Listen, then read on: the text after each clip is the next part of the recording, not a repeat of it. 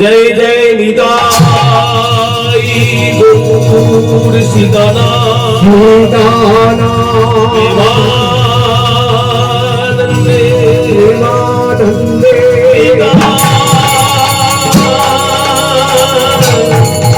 गोकुल हरि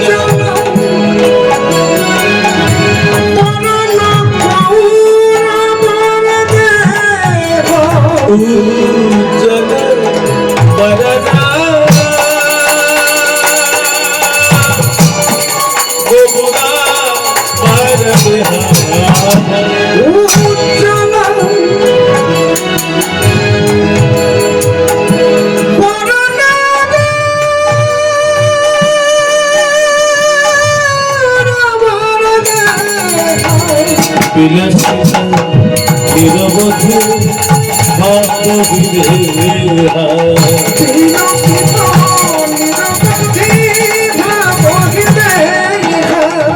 বিলাসিতা নিরবধি ভাব বিদেহা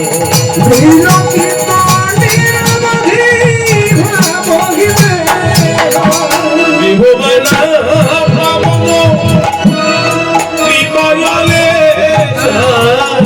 বিভুবনা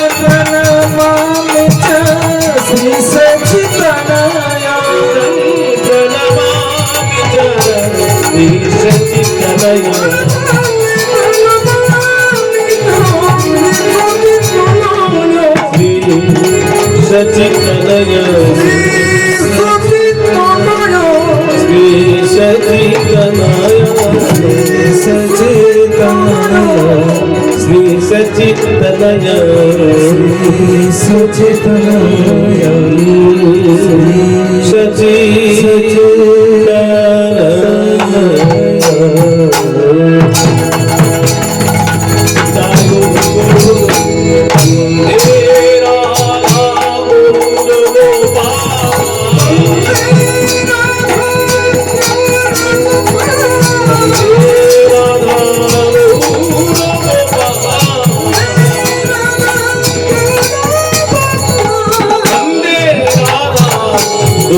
गोविंदम वंदे राधा गौरगोविंदम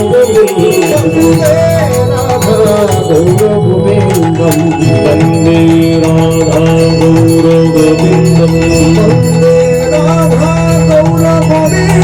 वंदे राधा गौरगोविंदम वंदे राधा गौरगोविंदम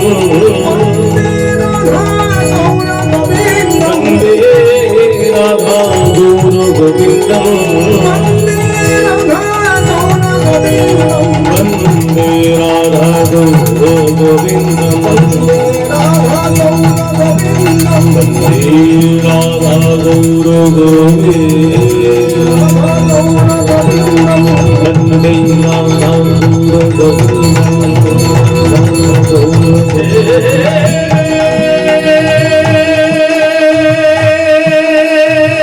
कृष्ण करुणा सिंधु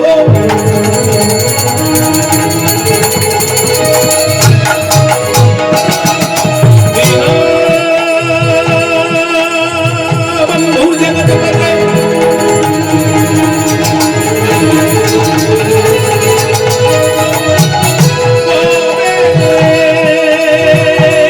गोपी का बंधु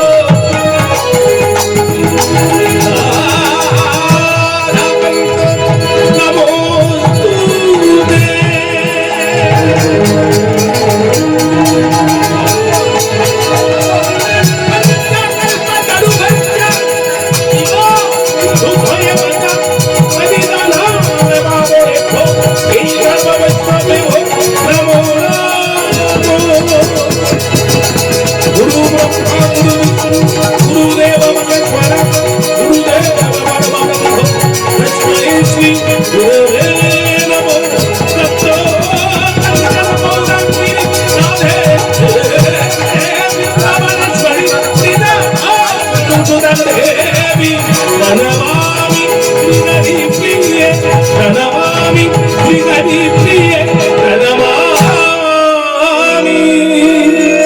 श्रीहरि प्रिय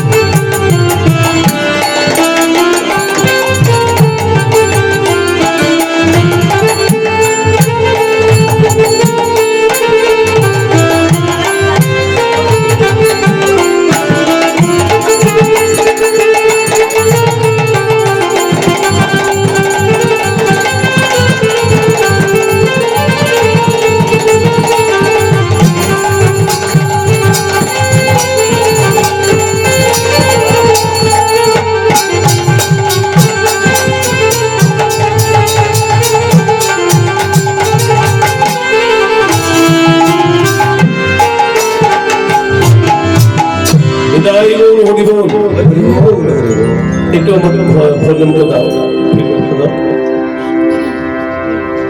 জনিতাই জনিতাই একটু টিপিলটা বাড়াও তো সমবেত ভক্ত মন্ডলী এবং আমার ভক্তিমতী মায়েরা সাধুগুরু বৈষ্ণব সজ্জন ব্যক্তি যারা এই হরিবাসরে আছেন, আমার বন্ধু সুকুমারদার বাড়িতে যারা বসে আছেন এবং দূর থেকে মাইকের মাধ্যমে যারা শ্রবণ করছেন, তাদের প্রত্যেকের চরণে রইল কীর্তন জগতের একজন মূর্খ অধম কীর্তনিয়া শ্রী স্বরূপ পাল এবং তার পুত্র সম্প্রদায়ের কোটি কোটি প্রণাম ধন্যবাদ। নিতাই গৌর হরি হরি বল। আমার বন্ধু সুকুমারদার আজকে বড় ইচ্ছে কালী আগমন লীলা শুনবেন, তাই আপনারা যদি আজ্ঞা করেন তাহলে সেই লীলাই গাই। বন্ধুর মর্যাদা রাখাই তো বন্ধুর একমাত্র কর্ম, তাই একটু উল্লেখধ্বনি দেবেন। গৌরাঙ্গ সুন্দর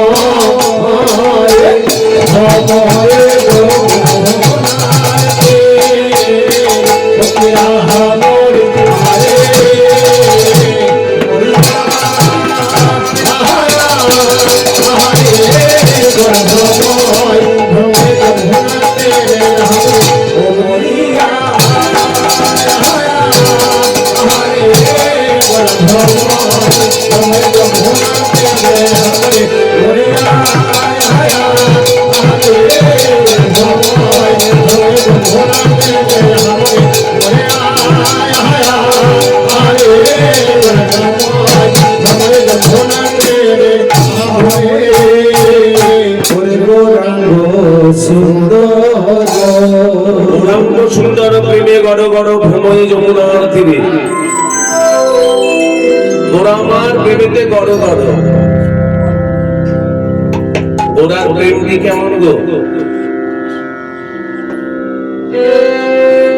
আপনি যতই গুরু দীক্ষা নিয়ে গুরু নাম জপ করুন না কেন, হরি নাম জপ করুন না কেন, কৃষ্ণ নাম জপ করুন না কেন, সেখানে যদি ভক্তি প্রেম না থাকে জানবেন কিছুই থাকলো। যেখানে ভক্তি প্রেম নাই,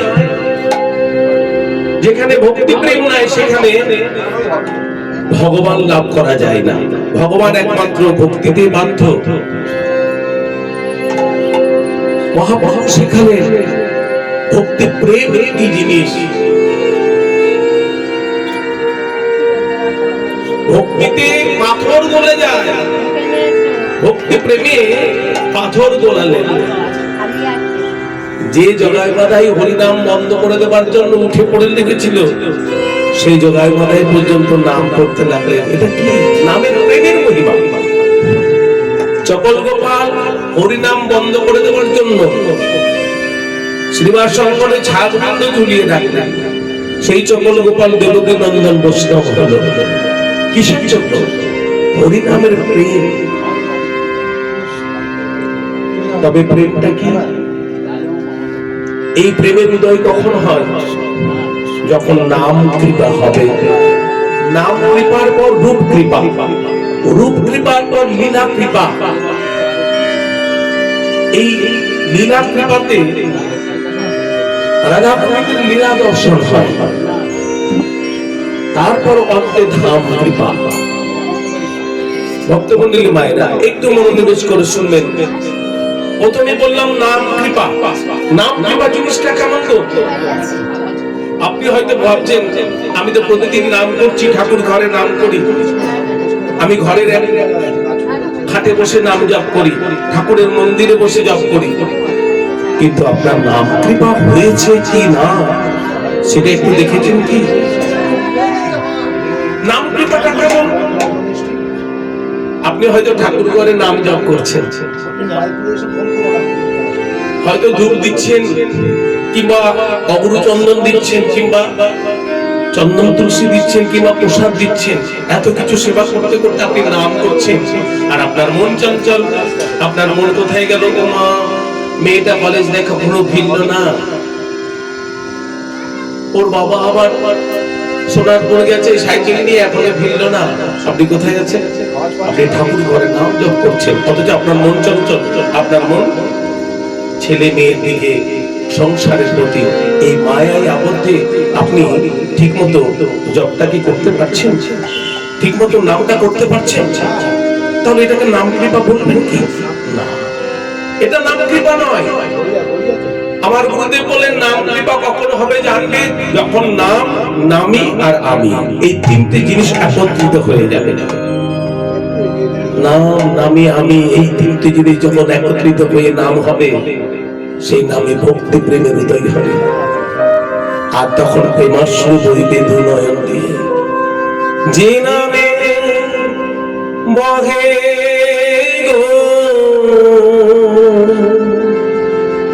নয়নে ধারা,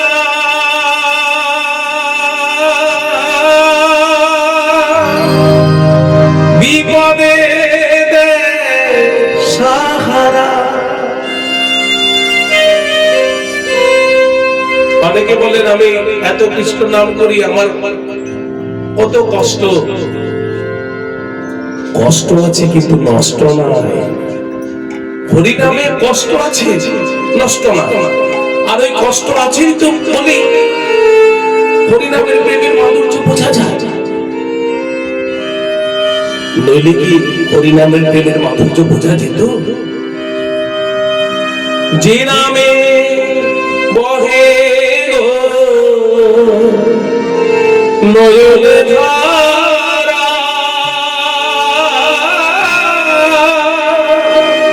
বিপদে সাহারা, নামের বলে সকল জ্বালা, নামের বলে সকল জ্বালা, চিরতরে হয় নিরসন, চিরতরে হয় নিরসন। যে নামে বহে গো নয়নে ধারা, তখন দেখবেন আর কোন শোক পাবেন না, তখন সুখ। কোন নাম? এই কলিযুগের মহামন্ত্র নাম। তাই সকলকে অনুরোধ করি, বলে রে হরি অহরহ, বলে রে হরি অহরহ, শান্তি পাবে তুই সারা জীবন, শান্তি পাবে তুই সারা জীবন।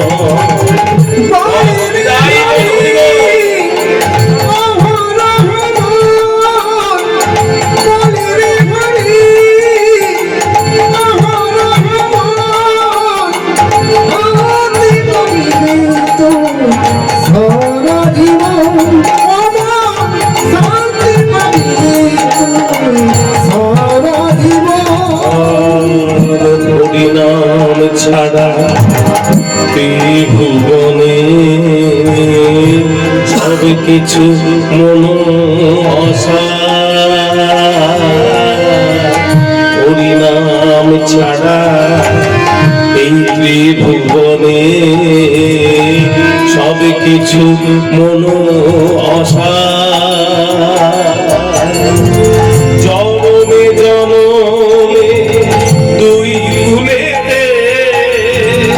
নামে গতি হয় সবার এই হরি নামকে পাপি তাপি কত মুক্তি পায় ভাবে এ যত হরিব এই হরি নামকে পাপি তাপি কত মুক্তি পায় ভাবে আছে যত নামের তলে এ জল ডুবে নামের তলে যে জল ডুবে পাইকে খুঁজে অরূপ রতন পাইকে খুঁজে অরূপ রতন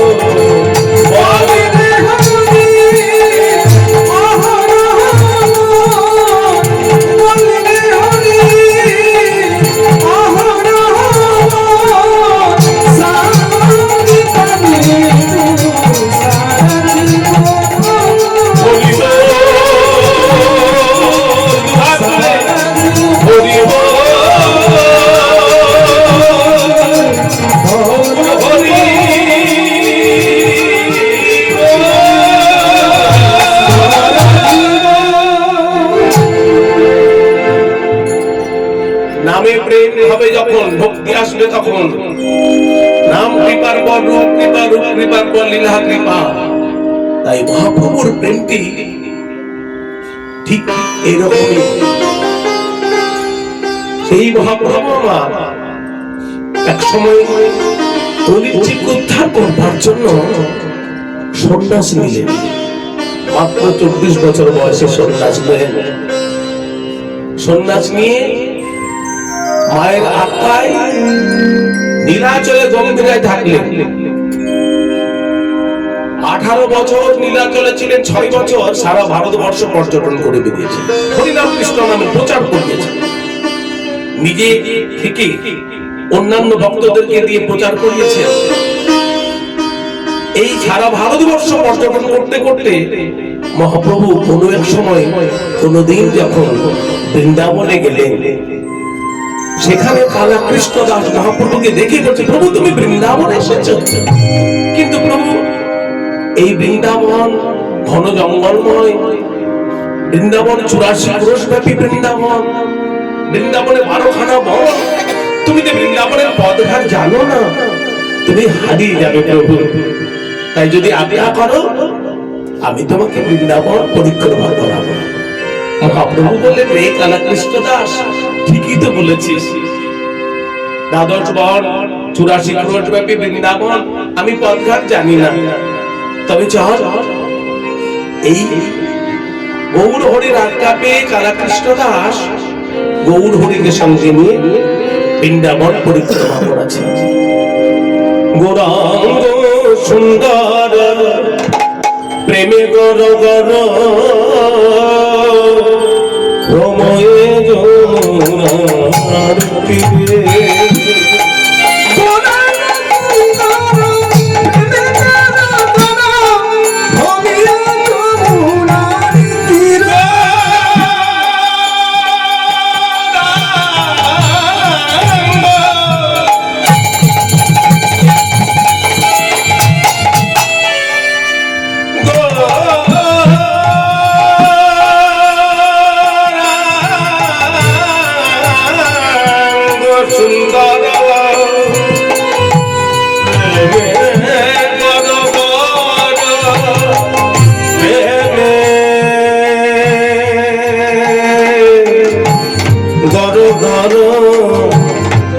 গোড়া গামা গামা বাদানি দানি দানি দামা বাদামা গা সাগামা বামা গা গামা বাদানি দানি দানি দানি দা বাদামা গামা গামা গামা গাদা গামা গানি গামা গানি দা বাদামা ও রাম সুন্দর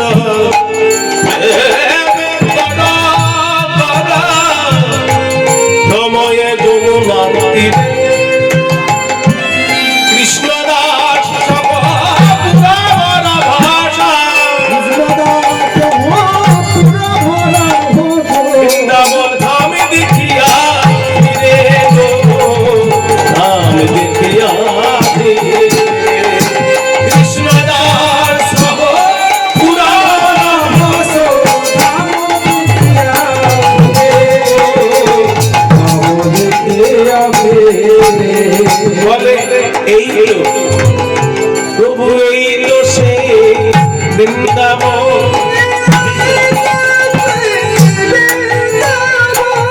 বলেই তো সে বৃন্দাবন তো সে প্রভু আমার করদর্শন এই তো সে বৃন্দাবন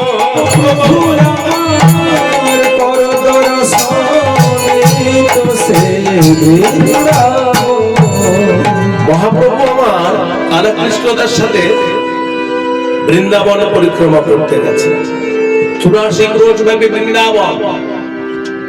কিন্তু রাধাকৃষ্ণ দাস বৃন্দাবন পরিক্রমা করানোর জন্য বেরিয়ে প্রথমে কোথায় নিয়ে গেলেন বলুন তো?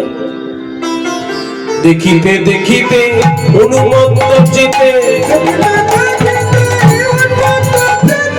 ভূমিতে মোহন মন কৃষ্ণদাস এরা কালী দব আগে কোন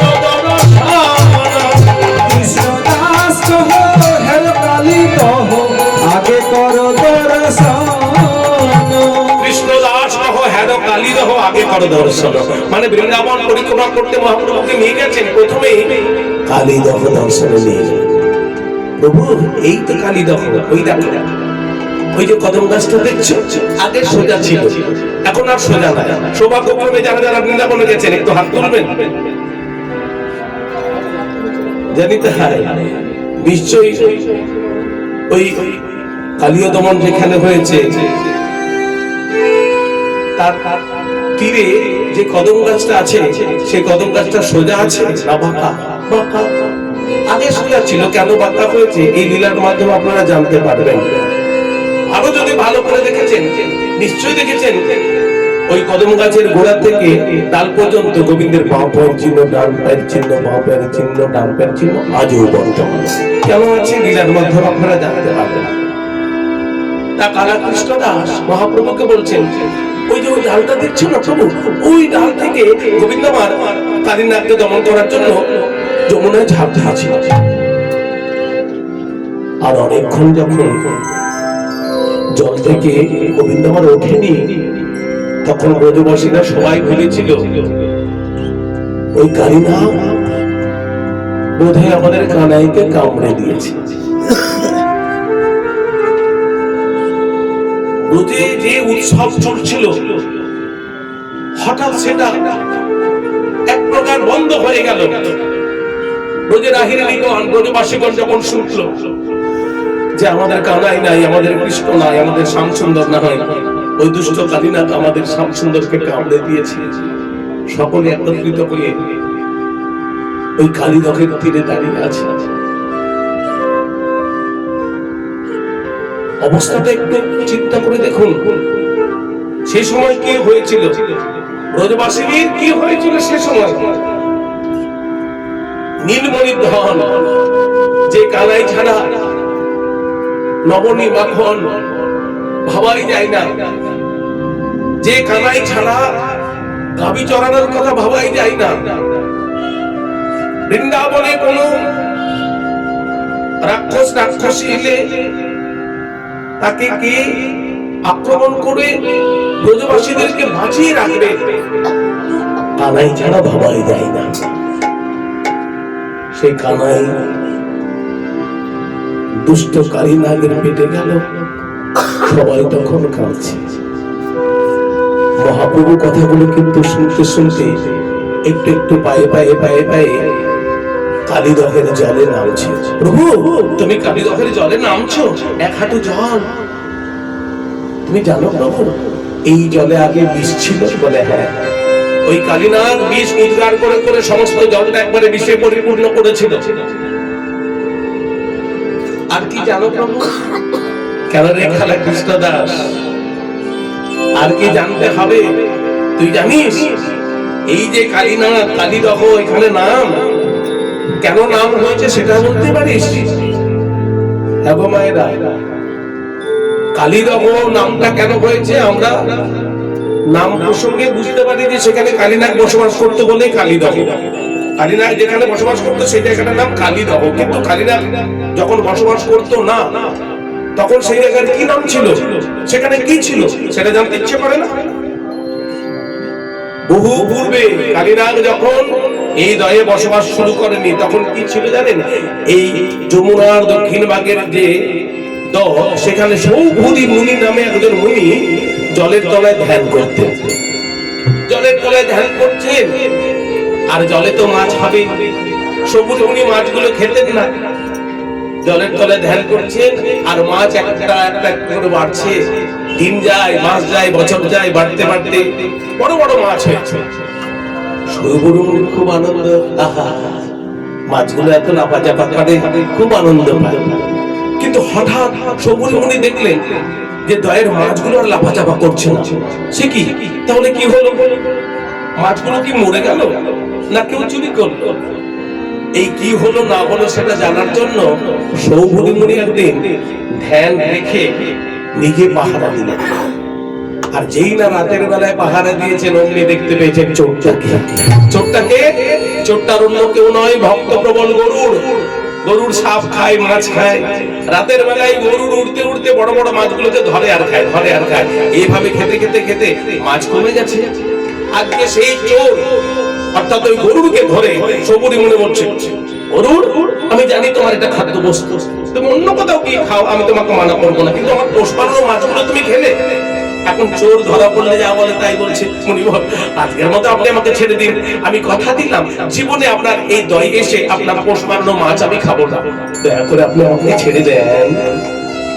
দেখবেন মুনি ঋষিদের মনটা একটু নরম হয়। সৌভূতির মনটা একটু নরম হয়ে গরুকে বলছে, বেশ, যখন কথা দিলে আমার পোষ মানানো মাছগুলো তুমি আর খেতে আসবে না, আমি তোমাকে আজকে ছেড়ে দিচ্ছি, কিন্তু মনে থাকবে তো ভবিষ্যতে আমার পোষ মানানো মাছগুলো যেন তুমি খেও না। উনি বল, আর জীবনে আপনার এই পোষ মানানো মাছ আমি খেতে আসবো না, আজকের মতো আপনি আমাকে ছেড়ে ছেড়ে। সৌভূতি মুনি গরুকে ছেড়ে দিলেন। 20-25 দিন এলো না, কিন্তু ওই যে টাটকা টাটকা মাছ খেয়ে এমন অভ্যাস হয়ে গেছিল, 25-30 দিন পর আবার এসে গরুর মাছ ধরে খেয়েছে। এবার সৌভূতি মুনি রেগে গেলেন। সৌভূতি মুনি রেগে গিয়ে গরুরকে অভিশাপ করলেন, গরুর আমি তোমাকে বারবার মানা করা সত্ত্বেও তুমি আমার পোষ মানানো মাছ খেলে, আজকে তোমায় আমি অভিশাপ দিলাম, আমার এই দয়ের জল যদি তুমি স্পর্শ করো তোমার মৃত্যু অনিবার্য। যাও, আজ থেকে তুমি রমণক দ্বীপে চলে যাও। সৌভূতি মুনি অভিশাপ দিলেন, মাছ খাওয়া তো দূরের কথা, এই দয়ের জল যদি আমি স্পর্শ করে আমি মরে যাব। তাই সৌভূতি মুনির অভিশাপ পেয়ে রমণক দ্বীপে যাচ্ছে উঠতে উঠতে। ওইদিকে রমণক দ্বীপে কি আছে গো, 5টা রানী নিয়ে কালীনাগ বসবাস করছিল। এখন যেই না রমণক দ্বীপে গরুড়কে দেখেছে, কালীনাগের ভয় হয়েছে। কারণ গরুড় তো সাপ খায়। কালীনাগের ভয় হয়েছে, আমার কি হবে, এবার সংসারটা আমার ভেসে যাবে, গরুড় এসেছে আমাদেরকে খেয়ে ফেলবে। তাই গরুড়ের ভয়ে ভীত হয়ে কালীনাগ এখান সেখান শুধু ছুটে বেড়াচ্ছে। কোথাও আর আশ্রয় পায় না, কোথায় শান্তিভাবে বসবাস করবে খুঁজে পাচ্ছে না। সেই কালীনাগ জানতে পারলো আমি কোথাও থাকতে পারবো না, গরুড় যেখানে থাকবে সেখানে আমি থাকতে পারবো না। গরুড় কোথায় যেতে পারবে না, কালীনাগ জানতে পারলো যে সৌভূতি মুনির অভিশাপ আছে, যমুনার দক্ষিণ ভাগে যে সেখানে নাকি এই গরুড় যেতে পারবে না। তাই বুদ্ধি করে 5টা রানী নিয়ে কালীনাগ ওই যমুনার দক্ষিণ ভাগে দয়ে এসে বসবাস শুরু করলো। কিন্তু বিশ্বের এমন প্রতাপ, একটা মাছ বেঁচে রইল না। সৌভূতি মুনি পর্যন্ত অতিষ্ঠ হয়ে পালিয়ে গেলেন। অহংকারে বাধ্য কালীনাগ অহংকারে বাধ্য হয়ে সেখানে বসবাস শুরু করলো। সেই কথাটা শুনতে শুনতে তারা কৃষ্ণদাস মোহিত হলেন। মহাপ্রভু আমার সেই কালীদকের জল আচলা ভরে নিয়ে বলছে, আয় আয় এই জল আমরা পান করি। এমন জল আমাদের বাংলায় নাই, এই জল পরিবর্তন করা হয়নি, আজকের এই জল সেই জল। কিন্তু তখন বিষ ছিল, এখন এই জলে আর বিষ নাই। কেন? এখন গোবিন্দের পাদদক। গোবিন্দ যখন কালীনাগকে দমন করেছিলেন, কালীনাগের মাথায় এক পায়ে চেপে নৃত্য করেছে, আর এক পায়ে কি করেছে গো, ওই কালীদকের বিষ জলটা শোষণ করে অমৃত সমান করেছে। তাই তো ঘটে ভরে গরিবকে আমরা নিয়ে আসি, তাই না? সেই কালীদকের জল বিশ্বাসে মিলায় বস্তু, সেই জল যদি কেউ পান করে ভবব্যাধি নাকি বিনাশ হয়ে যায়। এটাই গৌর হরি বল। এই যে ওই জায়গাটা দেখছো প্রভু, ওই তো কদম পারে চড়িয়া দিলেন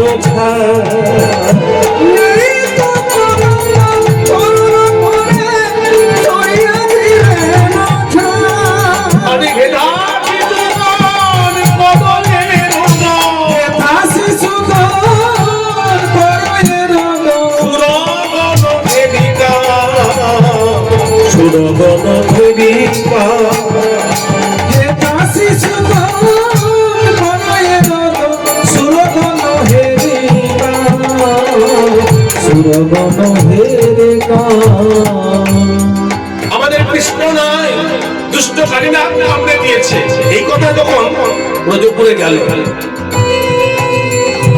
ব্রজপুরে কত দেখি উন্মাদ, ব্রজপুরে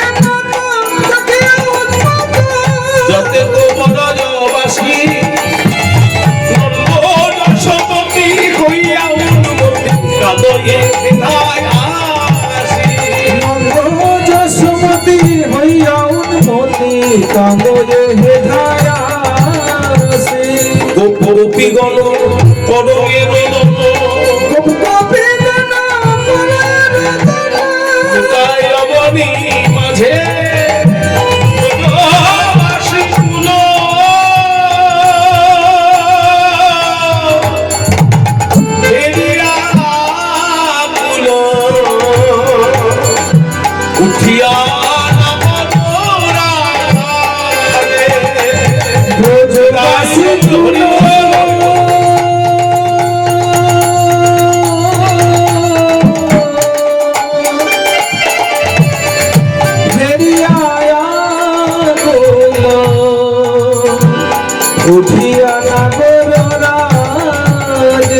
এই কথা শুনিয়া বিভোর হইয়া পড়িলেন গৌর হরি,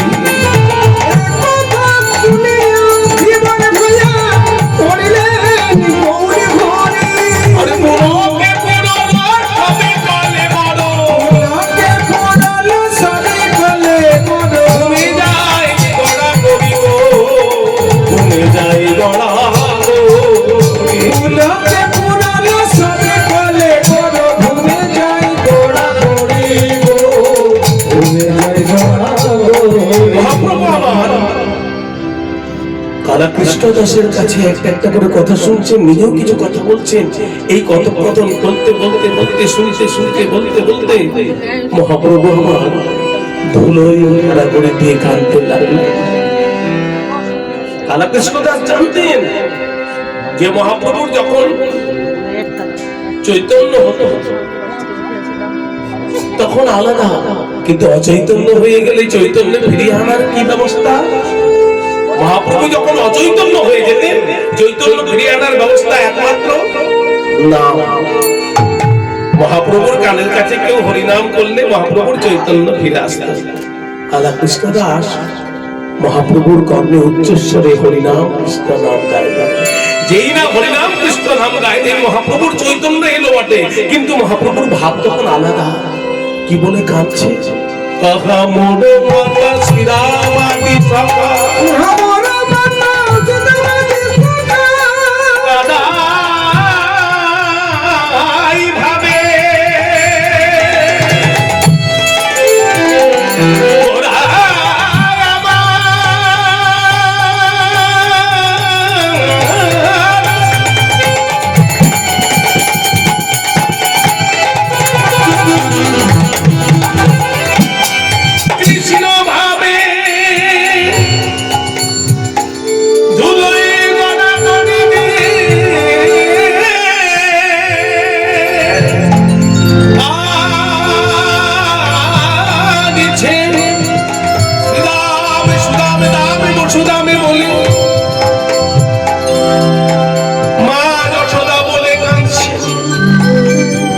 নন্দ বলে কাঁদছেন কাহা বড় শ্রীরামাদি সখা, আহা বড় মাতা শ্রীরামাদি সখা, আহা বড় গোপীগণ ইহা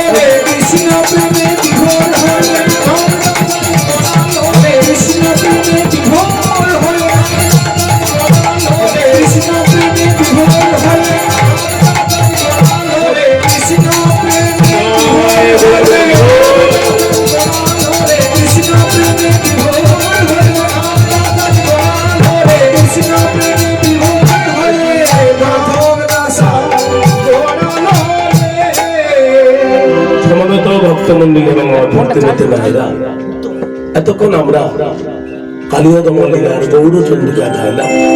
এবারে চলুন সরাসরি আমরা মধুময় শ্রী বৃন্দাবনে গিয়ে ভগবান শ্রীকৃষ্ণ কষ্টলীলার মাধ্যমে কালীনাথকে যে কৃপা সাধুগুরু বৈষ্ণবের আগমন সেই স্থানটাও জানবেন নব বৃন্দাবন। চলুন আমরা সকলে মিলে বৃন্দাবনে যাই। চলে রে আমার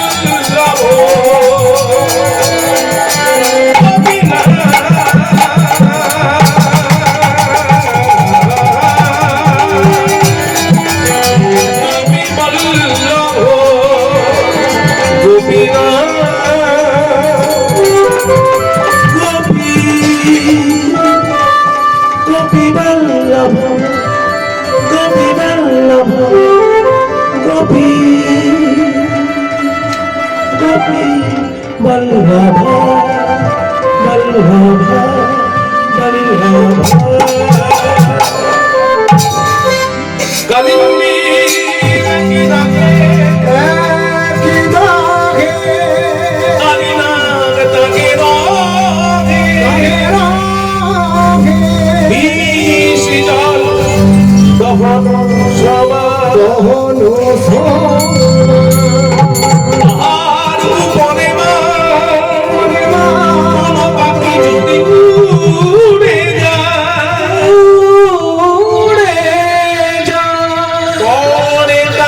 পরে তাকে তেজিয়া পরা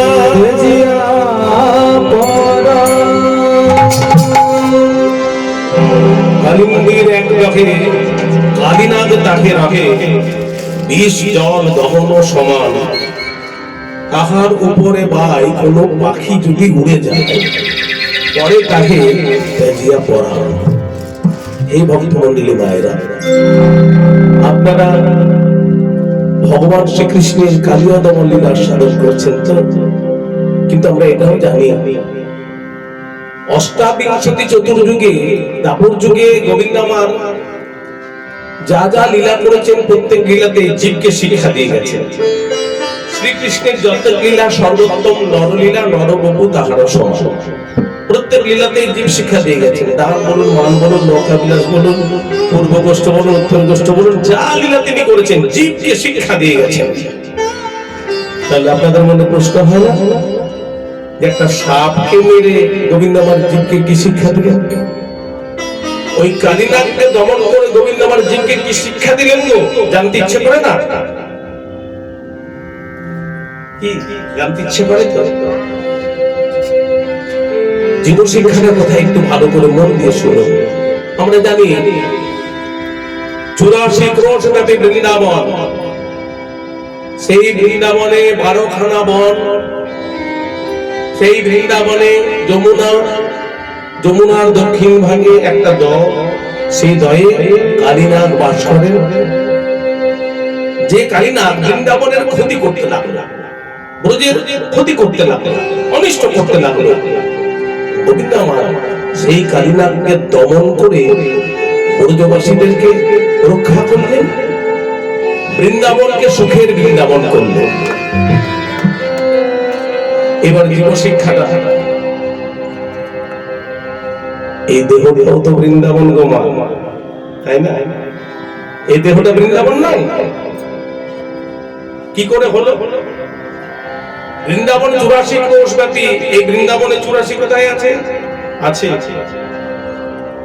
এই দেহ বৃন্দাবনও 84 আছে। হাতে মাপ করলে যেমন 3.5 হাত হয়, আঙ্গুলে মাপ করে দেখবেন নিজের আঙ্গুলের 84 আঙ্গুল ব্যাপী তার এই সুস্থ সবল দেহটা। বিকলাঙ্গ বলে তার কথা বলছি না, নিজের আঙ্গুলের 84 আঙ্গুল ব্যাপী একটা সুস্থ মানুষ। তাহলে এই দেহ বৃন্দাবনও 84টা পেলাম। তাহলে এই দেহ বৃন্দাবনে 12খানা বন কোথায়? গুরু বৈষ্ণবরা তিলক ধারণ করেন কত জায়গায় গো?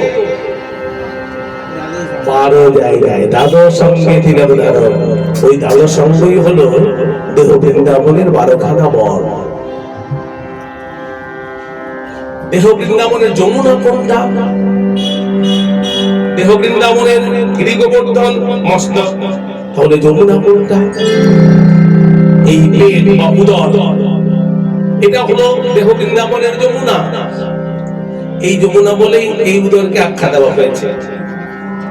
এই দেহ বৃন্দাবনের যমুনার নিম্নাংশ, যেটাকে বলি আমরা তলপেট, সেই তলপেটে কামরূপী কালীনাগ বাস করেন। এবার চিন্তা করে দেখুন, সেই কামরূপী কালীনাগ যত বেশি প্রবল হবে তত দেহ বৃন্দাবনের ক্ষতি হবে। একটু আধ্যাত্মিক মার্গের কথা বলছিল বাবা, একটু বোঝার কথা। একটু নিষ্কাম হইয়া করো কৃষ্ণের ভজন, তবেই তুমি পাবে কৃষ্ণের চরণ। ভগবান শ্রীকৃষ্ণ নিজের মুখে বলেছেন, আমার ভক্তের মধ্যে যদি কোনো ভক্তের কাম মৃত্যু বেশি থাকে তাহলে আমার চরণ লাভ করতে পারবে না। নিজের মুখে বলেছেন, আমার ভক্তের মধ্যে যদি কোনো ভক্তের কামরূপ এসে থাকে আমার চরণ পর্যন্ত আসতে পারবে না, তাহলে নিষ্কাম হয়ে কৃষ্ণ ভজন করতে হবে। সেটা করতে গেলে আমাদের কি করতে হবে? বড় কঠিন। স্বামী বিবেকানন্দ পালন করেছিলেন ব্রহ্মচর্য। যখন তার বিবেকানন্দ নাম হয়নি, বলে না গুরু কৃপা চাই, গুরু কৃপা ছাড়া এগুলো সম্ভব নয়। স্বামী বিবেকানন্দ যখন নরেন নামে পরিচিত, নরেন দত্ত নামে পরিচিত, তখন বিবেকানন্দ হয়নি। ঠাকুর শ্রী রামকৃষ্ণদেব একবার সমাধি হয়েছে, যখন সে নরেন বলছে ঢং করছে। ঠাকুরের যখন সমাধি ভাঙলো, যখন চৈতন্য ফিরে এলেন, তখন বলছেন কে তুমি? বলছে আমি যেই হই না কেন, আপনি ভণ্ড তপস্বী, আপনি কখনো ভগবান দেখেছেন? ঠাকুর বলছে হ্যাঁ দেখেছি, তোমাকে যেমন দেখছি তেমনি ঠাকুর দেখেছি। আর যেই না বলেছি ঠাকুর দেখেছি, নরেন তো বিশ্বাস করেনি, যুক্তিবাদী ছিলেন, নিজের চোখে না দেখলে বিশ্বাস করতেন না। ঠাকুর রামকৃষ্ণদেব বিবেকানন্দের মাথায় একটা হাত দিলেন। যখনই হাত দিয়েছেন, তখন সারা শরীর তার একেবারে পুলকিত হয়েছে। সারা রাত শুধু ভাবছেন ঠাকুর কি জিনিস, ঠাকুর কি জিনিস, ঠাকুর কি জিনিস। সকালবেলায় ঠাকুরের কাছে এসে প্রণাম করে বলছে আপনার হাতে কিছু আছে, আপনি যে আমার মাথায় হাতটা দিয়েছিলেন, আপনার হাতে কিছু আছে। আসলে ঠাকুর আমার এরকম একজন শিষ্য চাইছিলেন, যিনি যুক্তিবাদী হবে, নিজের চোখে না দেখে বিশ্বাস করে না, সেরকম একজন শিষ্য চাইছিলেন। ওই যে তার আগের মাথায় হাত দিয়েছে, মানে কৃপা করেছেন। গুরু কৃপা ছাড়া এগুলো সম্ভব নয়। নিষ্কাম হইয়া করো কৃষ্ণের ভজন, তবেই তুমি পাবে সে কৃষ্ণের চরণ। সেটা পেতে গেলে আমার গুরুদেব বলেন পঞ্চতত্ত্ব একত্রিত করতে হবে। পঞ্চতত্ত্ব, এখন মায়েরা পঞ্চতত্ত্বে কে কে আছেন? গদাধর, শ্রীবাস, অদ্বৈত, নিত্যানন্দ আর শ্রী গৌরাঙ্গ। এই পঞ্চতত্ত্ব একত্রিত করতে হবে। এগুলো আমার কেমন কথা বলছি, একত্রিত করতে হবে। একটু জীব শিক্ষার জন্য কোনটি কথাগুলো একটু মনোনিবেশ করে শুনবেন। গদাধর, শ্রীবাস, অদ্বৈত, নিত্যানন্দ, শ্রী গৌরাঙ্গ। প্রথমে বললাম গদাধর, গদাধর নাম করবে তুমি, কৃষ্ণ পাবে তুমি। কৃষ্ণ পাবার আশায়, কৃষ্ণের চরণ পাবার আশায় যদি তুমি নাম করবে, প্রথমে তোমাকে গদাকে ধরতেই হবে। গদা ধরো। তাহলে গদা কি জিনিস গো? ওই যে বললাম একটা ভারী জিনিসকে আমরা গদা বলি। তাহলে মানুষের শরীরের মধ্যে ভারী জিনিস কোনটা? ব্রহ্ম। সেটাকে প্রথমে আমাদেরকে ধরতে হবে,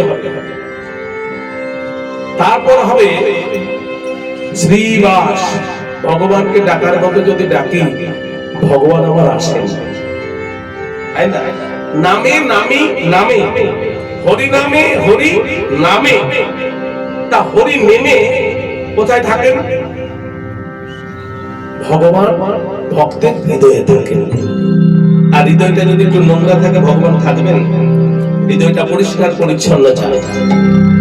তাহলে আমি ওই গদাকে যখন ধরবো, মানে ব্রহ্মকে যখন আমি ধরবো, তখন ভগবানের থাকার একটা সুন্দর বাসস্থান হবে, ব্যবস্থা হবে। সুন্দর সুন্দর বাসস্থান মানে শ্রীবাস।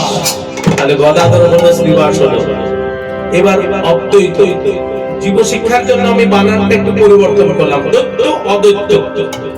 এখন এরা দৈত্য দেখেছেন? দেখেছেন দৈত্য? কলিকালে দৈত্য দেখেন না। তাহলে কলিকালে দৈত্য নেই, দানব নেই? আছে বললেন, অথচ দেখিনি। মানে কোথায় আছে? ছবিতে কোথায় আছে? আমাদের সমাজের মধ্যেই দৈত্য দানব আছে। মানুষের স্বভাবের মধ্যে দৈত্য দানব লুকিয়ে আছে। সকালবেলায় ঘুম থেকে উঠেই আপনি খবর পড়ুন, খবর দেখুন, কত রকমের কত কুকাজ সমাজের বুকে যারা অসামাজিক কাজ করে, যারা মা বোন মানে না, এই কত ঘটনা, তাদের নার্স থেকে শুরু করে কি বলবো, এগুলো কথাগুলো বলেন না, আপনারা সবই জানেন।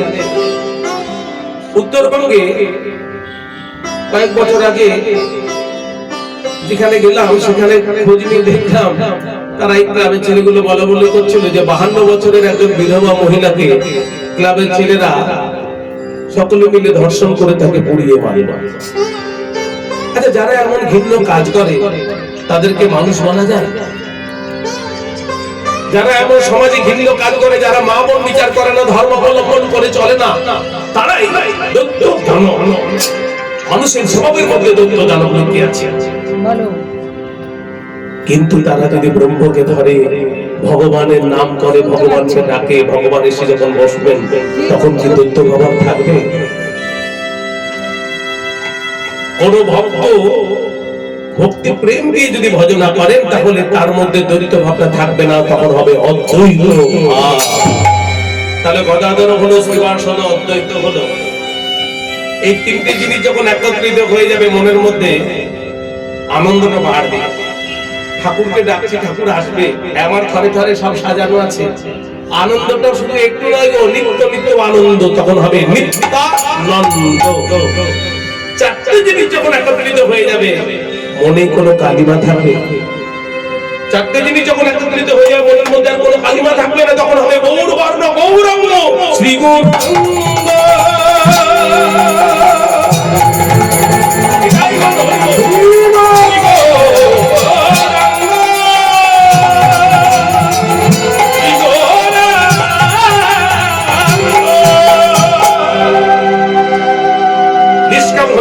কৃষ্ণের ভজন, তবেই তুমি পাবে কৃষ্ণের শরণ।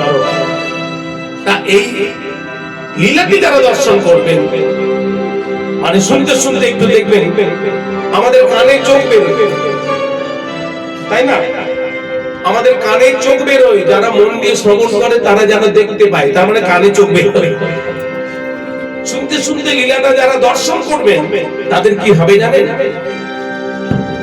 সাধুগুরু বৈষ্ণবরা বলেন এই লীলা শ্রবণ করে মহারাজ পরীক্ষিত ব্রহ্মশাপ থেকে মুক্তি পেয়েছিলেন। আর আপনারা যারা শ্রবণ করবেন, যারা মনে মনে সেই লীলাটা দর্শন করবেন, জীবনে তাকে কোনোদিন কোনো সাপে কামড়াবে না। কালিন্দিরি আগে নামে কালী নামে তাকে রহে, কালিন্দিরি আগে কালী নামে তাকে রহে।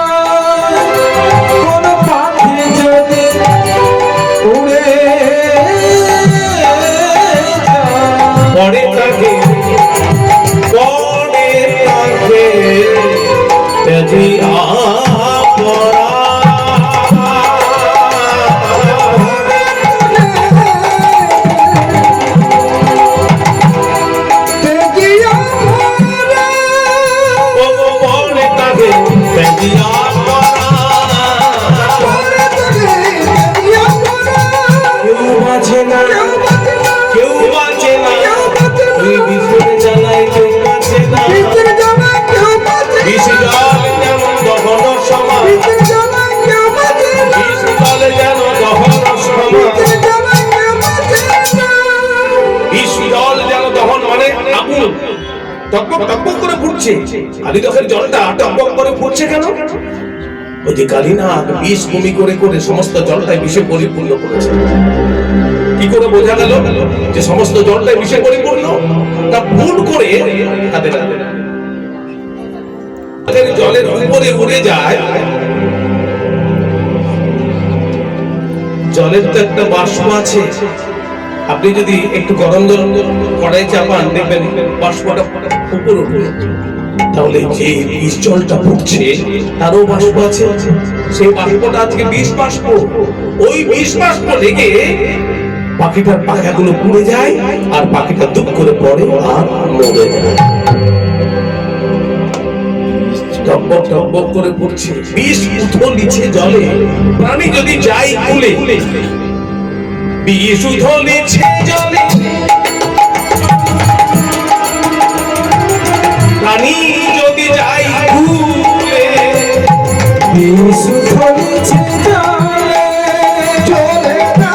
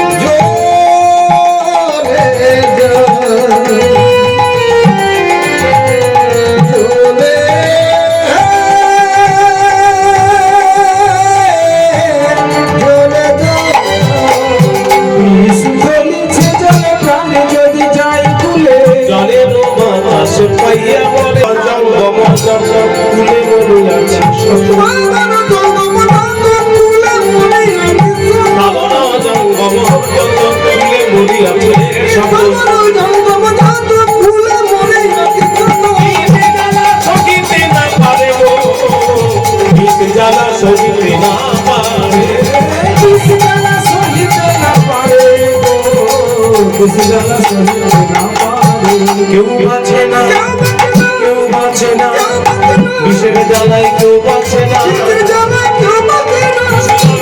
দহন সমান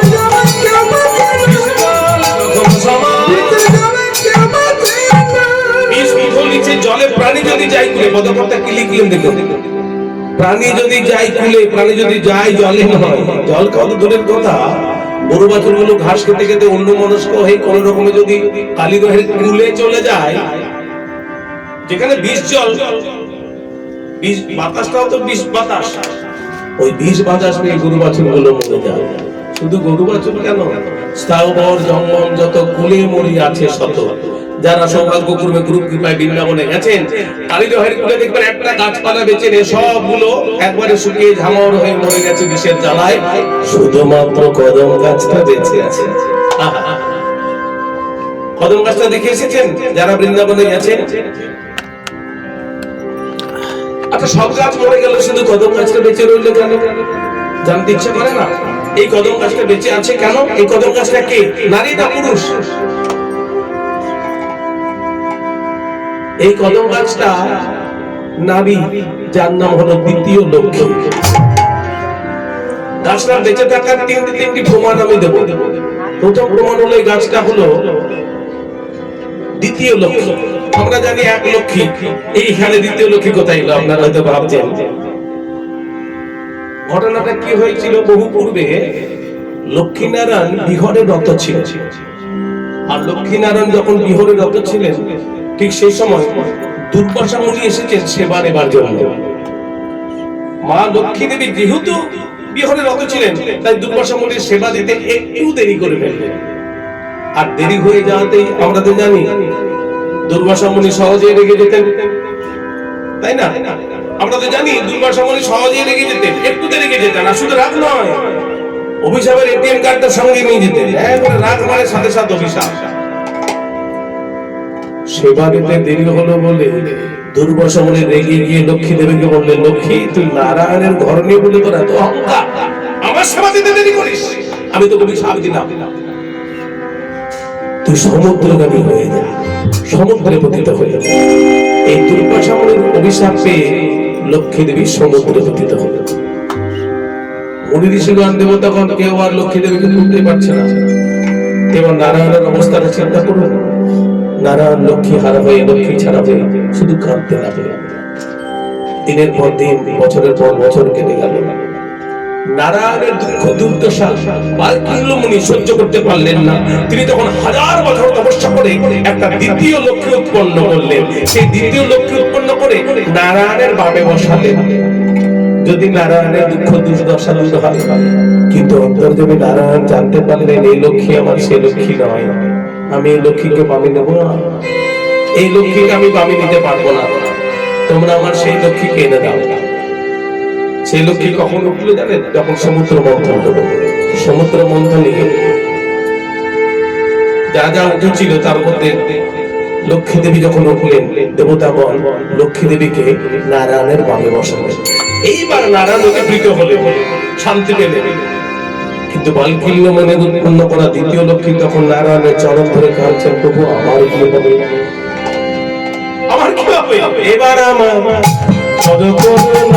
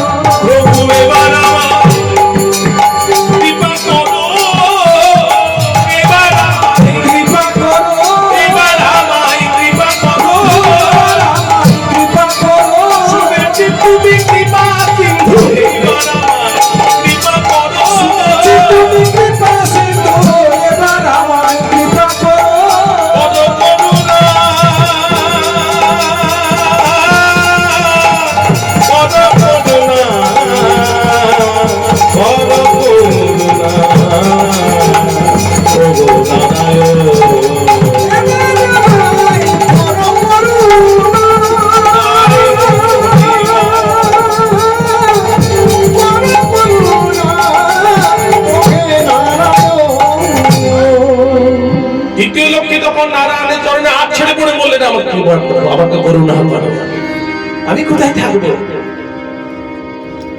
নারায়ণ তখন বুঝলেন সত্যি তো এই দ্বিতীয় লক্ষ্মীর কি হবে। তখন তথাস্ত বলে, তুমি আমার চরণ পাবে, তুমি বৃন্দাবনে যমুনার তীরে কদম বৃক্ষ হয়ে জন্মাবে, আর তোমাকে সাক্ষী রেখে আমি দাপরে লীলা বিলাস করবো। এক সময় এমন দিন আসবে, তোমার বক্ষে চেপে আমি যমুনায় ঝাঁপ দিয়ে কালিনাগকে কৃপা করব, আর তোমার অঙ্গে আমার চরণ চিহ্ন থাকবে। সেই চরণ চিহ্ন কলিকালের ভক্তরা যারাই দর্শন করবে তাদের কৃষ্ণ প্রাপ্তি হবে। এটাই গৌর হরিব। কিন্তু এমনিতে টাকা পয়সার জন্য আপনি বৃন্দাবনে গেলেন, আপনি ওটা দর্শন করলেন, পায়ের ছাপ দেখতেই পাবেন না। শুনেছি বংশী বটবৃক্ষে কান পাতলে বাঁশি শোনা যায়। অহংকারে গেলে তো সেটা হয় না। ভক্তি প্রেম নিয়ে যেতে হবে, সরল মন নিয়ে যেতে হবে। সরোজিনী নাইডু ভগবান সম্বন্ধে একটা কথা বলে গেছেন, যাকে ভারতের নাইটেঙ্গেল বলা হতো, সরোজিনী নাইট। এখনকার বাচ্চারা এই নামগুলো শোনেই না, ইংলিশ মিডিয়ামে স্কুলে পড়ে। সরোজিনী নাইডু, যাকে ভারতের নাইটেঙ্গেল বলা হতো, তিনি ভগবান সম্বন্ধে একটা কথা বলে গেছেন, খুব দামি কথা। কি বলে গেছেন? God has a beautiful garden, মানে ভগবানের একটা সুন্দর বাগান আছে। Which is the gate pass of God's garden? ভগবানের বাগানে প্রবেশ করার গেট পাসটা কি? তিনি বললেন simplicity is the gate pass of God's garden, মানে সরলতাই হলো ভগবানের বাগানে প্রবেশ করার একমাত্র প্রবেশপত্র বা গেট পাস। সরল মন নিয়ে যেতে হবে। সরল মন ছাড়া ভগবানের কৃপা করুণা পাওয়া যায় না। আর সেটা একমাত্র ভক্তিতে সাধ্য। ভক্তি যখন হবে, ভক্তি প্রেম যখন থাকবে, আর ইহ জনম আমাদের যদি ভক্তি প্রেম না হয়ে বেরিয়ে গেল, হরিনাম কৃষ্ণ নাম না করে যদি বেরিয়ে গেল, এই জন্মের কি বা দাম? এই জন্মের কি দাম? 84 লক্ষ জনি অতিক্রম করার পর একবার মানব জন্ম পেলাম। এই মানব জন্মে যদি হরিনাম কৃষ্ণ নাম করলাম না, যদি সাধুগুরু বৈষ্ণবের সেবা করলাম না, এমন জন্ম বৃথা জন্ম, বৃথা বৃথা। কেমন জন্ম, কেমন বৃথা জানেন? যে পাখির পাখা নেই সে পাখির কোনো দাম নেই, যে হাতের দাঁত নেই সে হাতের কোনো দাম নেই, আর যে নারীর পুরুষ সঙ্গে হয়নি সে নারীরও কোনো দাম নেই। যে নারীর পুরুষ সঙ্গে হবে না সে নারীর কোনো দাম নেই। এই কথাগুলো আপনারা কে কেমন ভাবে নিচ্ছেন আমি বুঝতে পারছি না। সাধুগুরু বৈষ্ণবরা বলছেন যে পাখির পাখা নেই সে পাখির কোনো দাম নেই, যে হাতের দাঁত নেই সে হাতের কোনো দাম নেই, আর নারীদের পুরুষ সঙ্গী ছাড়া নারীদেরও কোনো দাম নেই। আপনারা কি ভাবছেন? যারা শাড়ি পরে এসেছেন তারা ভাবছেন আমরা নারী, আর যারা প্যান্ট শার্ট ধুতি পাঞ্জাবি পরে এসেছেন তারা ভাবছেন আমরা পুরুষ। ভাবছেন তো? কিন্তু না, শাস্ত্রে বলছে কে পুরুষ? ইহ জগতে একমাত্র উত্তম পুরুষ তিনি হলেন অনাদি আদি গোবিন্দ সর্বকারণ কারণ। আমরা কেউ পুরুষ নই, আমরা সবাই প্রকৃতি। আর তারপর যদি একবার ভক্ত হতে পারি তাহলে তো আরো নয়। গোপী অনুগত্য বিন ঐশ্বর্য জ্ঞানে ভজিলে হো না মিলে শ্রী নন্দের নন্দনে। আজ পর্যন্ত যত ভক্ত দেখেছেন ঠাকুর পেয়েছেন, ঠাকুরের চরণ লাভ করেছেন, প্রত্যেকেই গোপী ভাবে ভজন করে পেয়েছেন, গোপী ভাবে। তাহলে আমরা নারী, উত্তম পুরুষের চরণ যতদিন লাভ না হচ্ছে ততদিন আমাদের জীবনটাই বৃথা। সুমিরন করলে হরিনাম করো, সুমিরন করলে সুমিরন করলে করলে সুমিরन करले मेरे मना तेरी बीत उम्र हरि नाम बिना। सुमिरन करले विदाई और हरि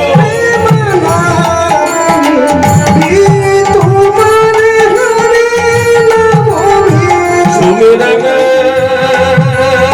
करले सुमिरन करले करले सुमिरन करले सुमिरन करले मेरे मना तेरे बीर उमर हरि नाम बिना।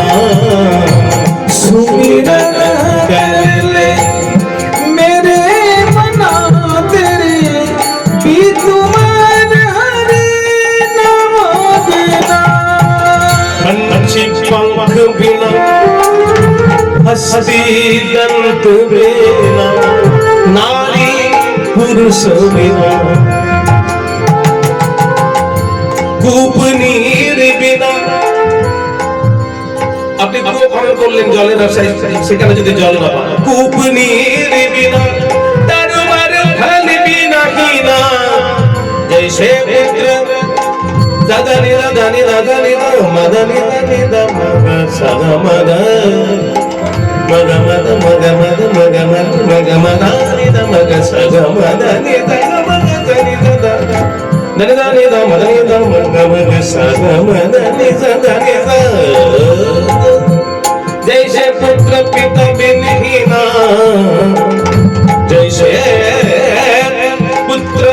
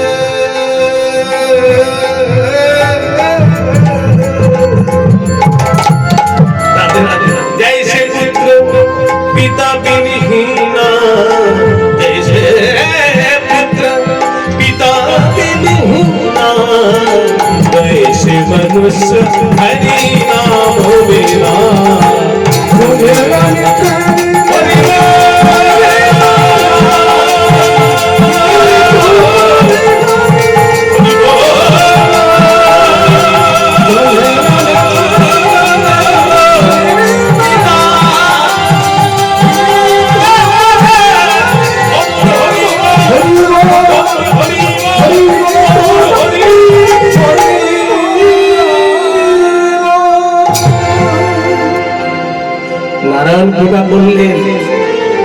এই কদম গাছটা বেঁচে থাকার প্রথম কারণটা বললাম।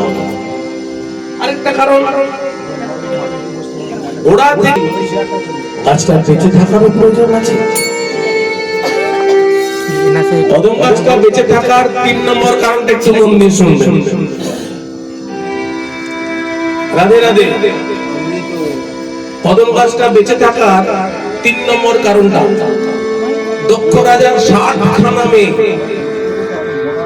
দক্ষ রাজার 60খানা মেয়ে এবং পুত্র। বিধাতার স্বভাব ভালো ছিল, বিধাতা ভক্তি পরায়ণ, তাই বিধাতার গর্ভে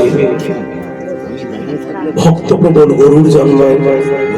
আর পুত্রর স্বভাবটা ভালো ছিল না, ফল প্রকৃতির স্বভাব ছিল বলে পুত্রর গর্ভে যে সন্তান, সে সন্তান হলো ফল জাতির কালো কালো সাপ। বড় ছেলেটার নাম কালকেউটে। এদিকে বিনোদার স্বভাব ভালো বলে বিনোদাকে সবাই ভালোবাসে, সেটা পুত্র সহ্য হয় না, কারণ পুত্র স্বভাব ভালো ছিল না। ছলে বলে কৌশলে পুত্র একদিন নিজের বোন বিনোদাকে দাসী করল। ছলনাটা কেমন? 2 বোন সতীন হয়েছে, 2 বোনে ঝগড়াঝাটি আরম্ভ হলো। একদিন ঝগড়াটা এমন তর্কে পৌঁছে গেল, সেই তর্ক যুদ্ধে যে হেরে যাবে সে দাসী বৃত্তি করবে। তর্কটা কি? তর্কটা এই যে দেবরাজ ইন্দ্রের ঘোড়ার রংটা কি, সাদা না কালো? সাদা। বিনোদা পুত্রকে বলল, দিদি ভাই আমি যতটা জানি দেবরাজ ইন্দ্রের ঘোড়ার রং সাদা।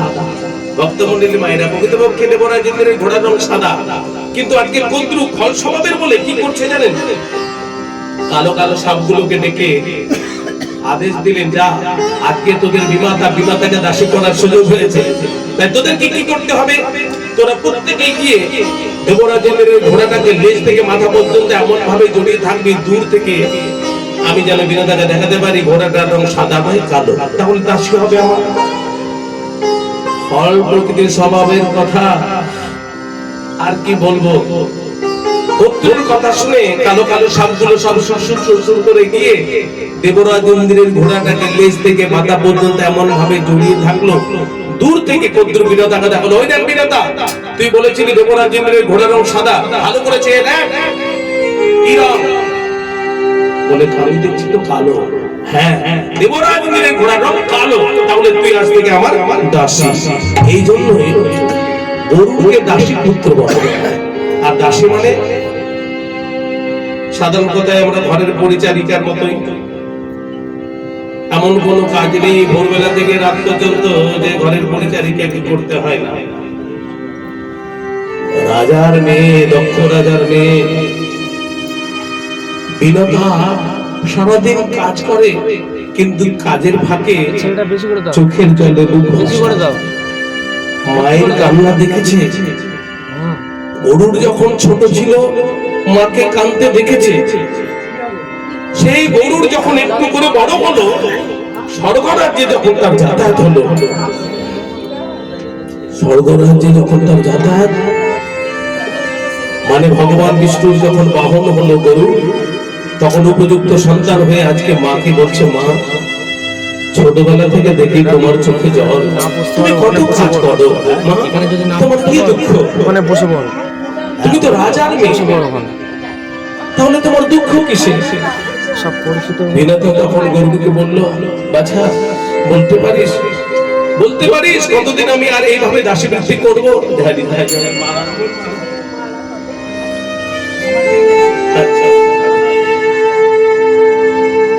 বলতে পারিস কতদিন আমি এইভাবে দাসী বৃত্তি করবো? বলি, দাসী? মা তুমি কার দাসী? আমি তো বিমাতা পুত্রর দাসী। কেন মা দাসী কেন? তুমি তো রাজার মেয়ে, তাহলে বিমাতার মতো তুমি থাকবে না কেন? তুমি দাসী বৃত্তি করবে কেন? আমি তর্ক যুদ্ধে যে হেরে গেছি বাবা। তর্ক? কি তর্ক মা? দেবরাজ ইন্দ্রের ঘোড়ার রংটা আমি সঠিক বলতে পারিনি বলে আজকে তোর বিমাতা পুত্রর দাসী হয়েছে বাবা। মা, দেবরাজ ইন্দ্রের ঘোড়ার রংটা তুমি কি বলেছিলে? আমি বলেছিলাম দেবরাজ ইন্দ্রের ঘোড়ার রং সাদা, কিন্তু আসলে তো কি বললে মা? তুমি কি বলেছিলে দেবরাজ ইন্দ্রের ঘোড়ার রং তুমি সাদা বলেছিলে? বলে হ্যাঁ বাবা, আমি সাদা বলেছিলাম, আসলে তো ঘোড়াটা কালো। না মা না, তুমি যা বলেছিলে সব ঠিক বলেছো মা। আমার স্বর্গরাজ্যে যাতায়াত, আমি ভগবান বিষ্ণুর বাহন, আমি জানি কোন দেবতার কোন বাহন, কোন বাহনের কি রং আমি জানি মা। তাহলে তুমি হেরে গেলে কেন? যদি তুমি দেবরাজ ইন্দ্রের ঘোড়াটার রং সাদা বলেছিলে তাহলে তুমি হেরে গেলে কেন? গরুর এক পাশে বসে ধ্যান করলো, তখন ধ্যান করে জানতে পারলো যে বিমাতা বদ্রুর আদেশ পেয়ে তার কালো কালো সাপগুলো ঘোড়াটার লেজ থেকে মাথা পর্যন্ত এমন ভাবে জড়িয়েছিল, দূর থেকে আমার মাকে ঠকিয়ে দেখানো হয়েছে ঘোড়াটার রং কালো। তখন থেকে গরুর সাপকে দেখলেই কামড়ায়। বলে মা, আমি তোমার উপযুক্ত সন্তান হয়ে তোমার দাসবৃত্তি মোচন করতে চাই মা। বলো কি করলে তোমার এই দাসবৃত্তি মোচন হবে? বলে বাছা, তোর বিমাতা বন্ধু এবং তার ছেলেগুলো বলেছে তোর তো স্বর্গরাজ্যে যাতায়াত, স্বর্গের অমরাবতীর অমৃত কুণ্ড থেকে যদি তুই একটু অমৃত এনে দিতে পারিস তাহলে নাকি আমার দাসবৃত্তি মোচন হবে। মা, স্বর্গরাজ্যে আমার যাতায়াত আছে ঠিক, কিন্তু সেখান থেকে আমি অমৃত আনবো কেমন করে? সেটা একটা সংরক্ষিত এলাকা, দেবরাজ ইন্দ্রের সেনা সামন্ত সবসময় পাহারা দিয়ে বেড়াচ্ছে, আমি সেখানে গেলে তোর আমাকে মেরে ফেলবে, আমি তো মরে যাবো মা। কিন্তু মা, আমি তোমার দাসবৃত্তি মোচনের জন্য আমি অমরাবতীর থেকে অমৃত আনতে যাবো মা। যদি প্রাণে বেঁচে থাকি তোমার দাসবৃত্তি মোচন আমি করবই করবো, আর যদি মরে যাই এই আমার শেষ প্রণাম। গরু মাকে প্রণাম করে উঠতে লাগলো, উঠতে উঠতে উঠতে উঠতে স্বর্গরাজ্যের অমরাবতীর অমৃত কুণ্ডের পাশে গিয়ে যেই না বসেছে, দেখছে দেবরাজ ইন্দ্রের শত সহস্র পাহারাদার, কেউ তীর ধনু, কেউ বল্লভ, কেউ তরোয়াল নিয়ে অমৃত কুণ্ডটাকে অবিরাম পাহারা দিচ্ছে। গরুর চিন্তা করছে এখানে প্রবেশ করলেই তো ওরা আমাকে মেরে ফেলবে, তাহলে কি আমি আমার মায়ের দাসবৃত্তি মোচন করতে পারবো না? তাই মায়ের দাসবৃত্তি মোচনের জন্য গরু সেখানে বসে মাতৃবন্দনা করলেন। দয়ালি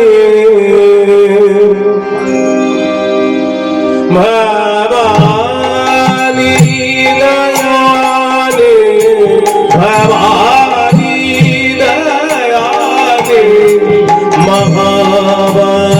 মহাভাগ্যবানে সুদন গুণী জনমানি সবান জ্ঞানে ভবানী, দয়ালি ভবানী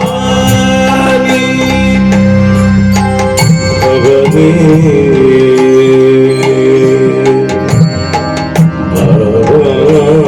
দয়ানি ভবানী, দয়া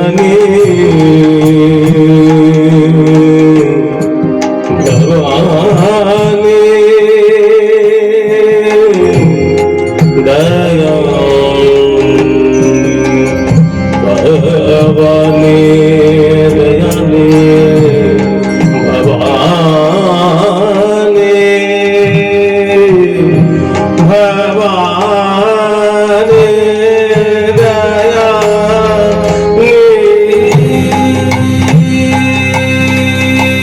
ভবানী, দয়ানি ভবানী, দয়ানি মহাভাগ্যবানী সুদন মুনি জনমানি সবান জ্ঞানে ভবানী, দয়ানি জগ জননী জগ জানি, জগ জননী জগ জানি মহিষাসুর মর্দিনী, জগ জননী জগ জানি মহিষাসুর মর্দিনী ज्वालामुखी चंदी, ज्वालामुखी चंदी अमर पदानी भवानी, दयाले भवानी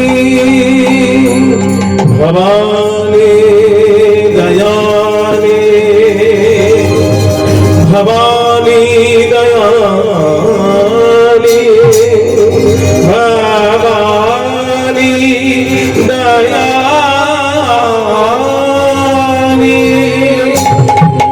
ওম সর্বমঙ্গল মঙ্গলে শিবে সর্বার্থ সাধিকে শরণ্যে ত্র্যম্বকে গৌরী নারায়ণী নমস্তুতে সৃষ্টি স্থিতি বিরাটান চক্রভূতে জনার্দনি পুরস্তে নমঃ নারায়ণী নমস্তুতে শরণাগত দীনা